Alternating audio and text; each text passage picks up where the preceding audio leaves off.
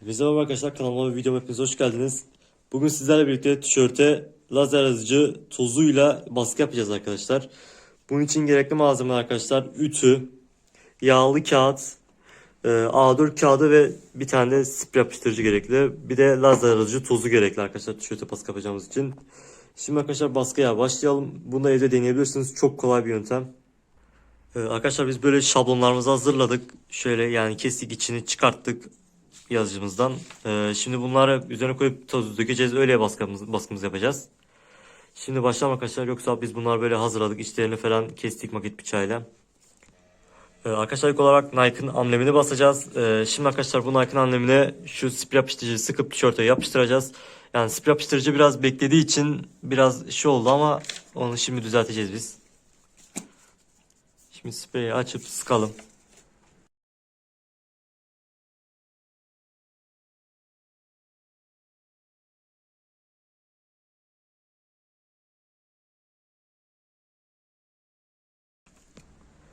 Şimdi yapıştıralım tişörtümüze.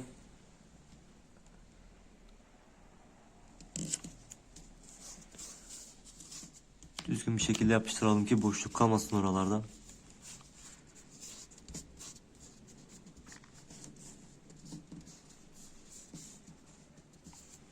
Şimdi arkadaşlar içini dolduralım. Toner tozumuzu dökelim. Aman dışarıya dökmeyelim arkadaşlar, yoksa tişörtü batırabilir. Bir tornavida yardımıyla veya da başka bir şey yardımıyla içine dökeceğiz. Göz kararı koyacağız arkadaşlar.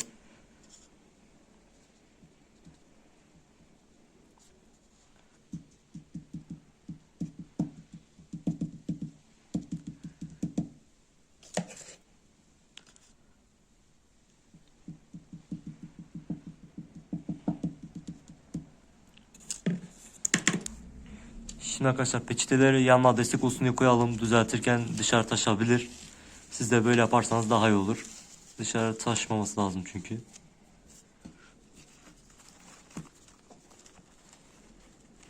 Şöyle peçetelerden yanına destek yapalım taşmasın diye.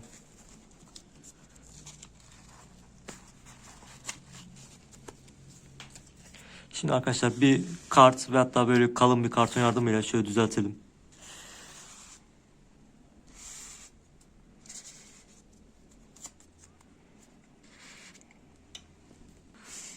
Arkadaşlar toner tozu biraz fazla olmuş. Onun fazlasını alalım.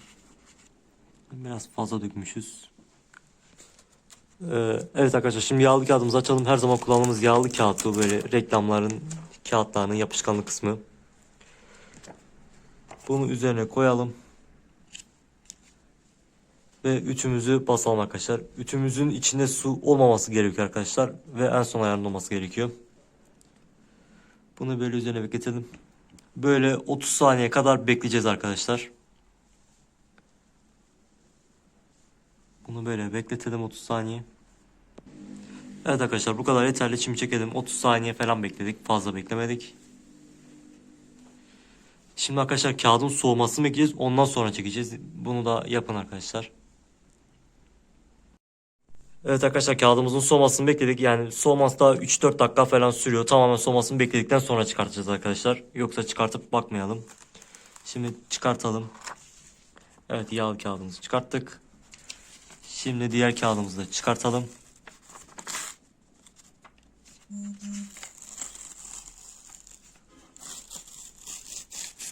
Şöyle sökelim diğer kağıdımızı da.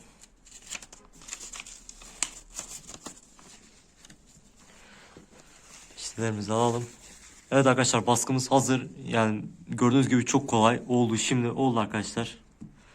Yani daha çıkma falan yapmaz bu arkadaşlar. Şimdi arkadaşlar bunun dayanıklılığını, direncini arttırmak için yağlı kağıdı koyup biraz daha ütüleyeceğiz arkadaşlar üzerine. Üzerine koyup biraz daha ütüleyelim ki daha güzel tutsun içeri. Üzerine gezdirelim ütüyü yağlı kağıdın.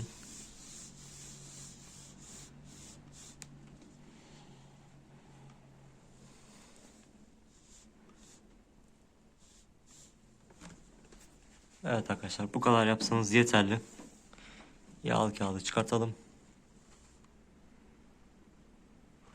Evet Evet arkadaşlar, yine ütümüzü yaptık ama bu sefer yağlı kağıdı soğumadan çektiğimiz için şurada az bir çıkma oldu ama o kadar gözüken bir şey değil.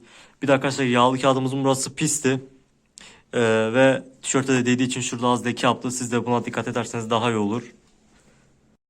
Şimdi arkadaşlar, tişörtümüze Adidas yazısını basacağız. Buna tişörtün ortasına basacağız. Şimdi buna başlayalım. Bir de arkadaşlar, bu işlemi leke kapatmak için, böyle ufak tefek yırtıklar kapatmak için de uygulayabilirsiniz bu baskıları. Yani gayet kolay oluyor. Şimdi bunu basalım. Şimdi yapışkanımızı yine sıkalım.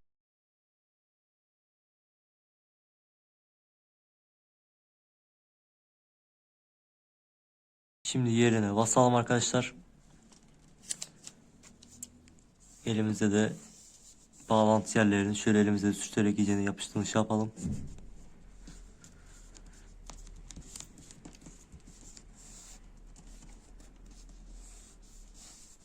Evet arkadaşlar, yerine oturdu. Şimdi arkadaşlar, toner tozunu yine tornavida yardımıyla alıp dökelim oraya. Ama dışarıya taşmaması için dikkat edelim.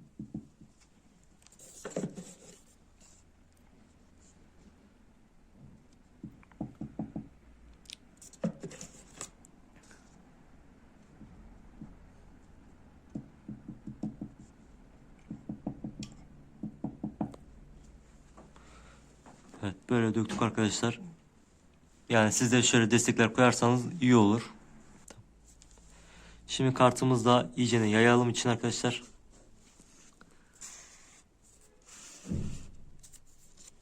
Böyle Adidas yazısına iyicene yedirelim.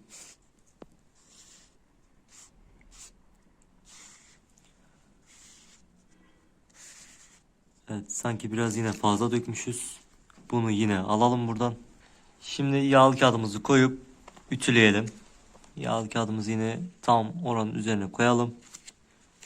Ve ütümüzü yine 30 saniye üzerine basalım. Ütümüzü 30 saniye yine üzerine tuttuk arkadaşlar. Şimdi bir 4-5 dakika kağıdın tamamen soğumasını bekleyelim. Şu an el yakacak derecede sıcak. 4-5 dakika bekleyelim, kağıt tamamen soğusun. Evet arkadaşlar, biz 4-5 dakika soğuyana kadar bekledik yani. Şimdi bunu çıkartalım. Yağlı kağıdımızı alalım buradan. Kağıdımızı soyalım.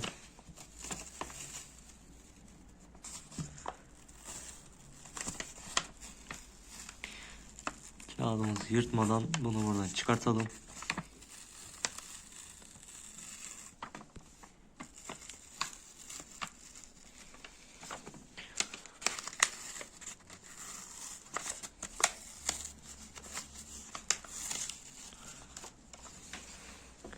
Evet arkadaşlar, yani çok güzel oldu yine arkadaşlar. Böyle diyelim, yani böyle plastik sinimi bir dokusu oldu arkadaşlar bunun böyle. Yani evde yapabileceğiniz çok kolay bir yöntem bu. Biz normalde böyle Nike yazısını falan da çıkarmıştık arkadaşlar, şöyle büyük Puma yazısı falan. Yağlı kağıdımız sınırlı olduğu için yapamadık bunu. Ama bunu yaptık.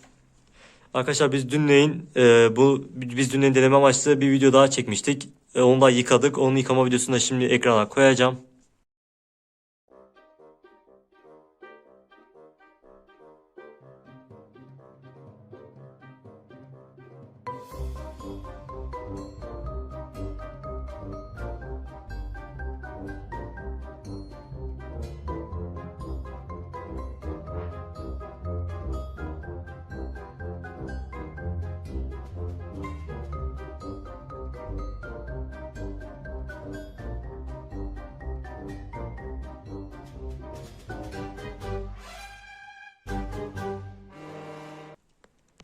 Şimdi arkadaşlar, bunu sağlamlaştırmak için ütüyü koyup basalım. Evet.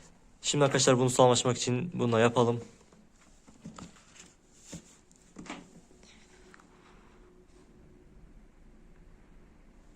Bununla böyle biraz bekleyelim. Bir 30 saniye kadar sağlamlaşması için.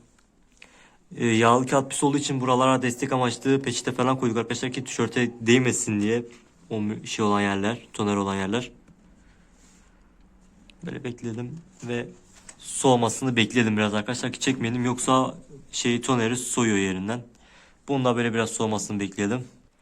Evet arkadaşlar, şimdi yine soğuyana kadar bekledik. Şimdi yine kağıdı kaldıralım ve videomuzun sonuna gelelim. desteklerimizi de alalım.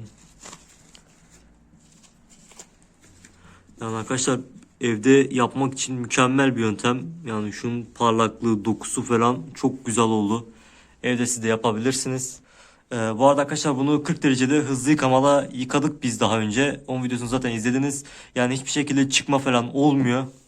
Ve mükemmel bir yöntem. Evde bunu rahatlıkla ve kolaylıkla deneyebilirsiniz. Evet arkadaşlar bu videonun daha sonuna gelelim. Bizi izlediğiniz için teşekkür ederim. Başka videolarda görüşmek üzere. Hoşçakalın.